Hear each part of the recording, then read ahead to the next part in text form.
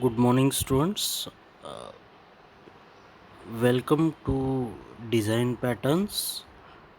Here we are going to start with complexity analysis of design pattern, and the syllabus that we are going to cover includes methods to analyze the complexity of design patterns, implementation techniques and applications of design patterns in game design and product design. Now, before we start with the exact syllabus, let me try to explain what is the complexity analysis of design pattern.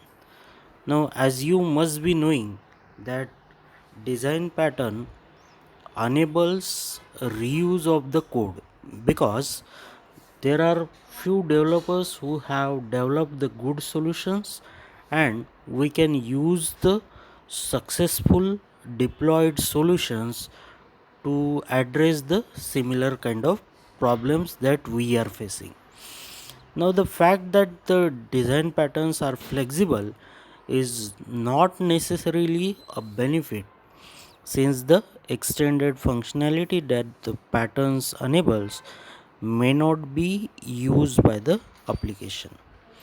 Now, there are certain common experiences that I want to share that the pattern introduces, which might reduce there is a kind of misunderstanding between the team members, which raise the for the raising of the abstraction level.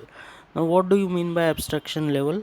Abstraction level means we want to hide the complexity which is there in the particular solution.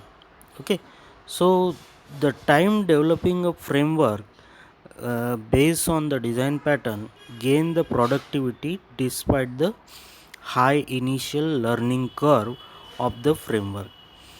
Okay, now there is a kind of saying that the patterns are not a silver bullet solution. Now, what do you mean by that?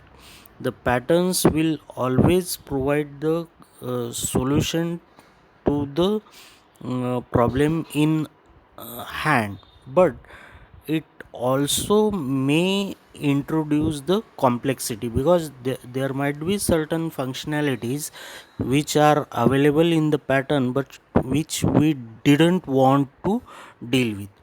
So ultimately the developer needs to deal with the complex analysis, design and implementation issues.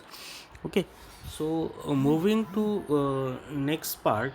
So undesirable increase of the complexity, that means now it will be a design pattern will affect different software quality attributes, and use of the design pattern may result in the desirable increase of the flexibility, but it comes at the cost of undesirable increase of the complexity.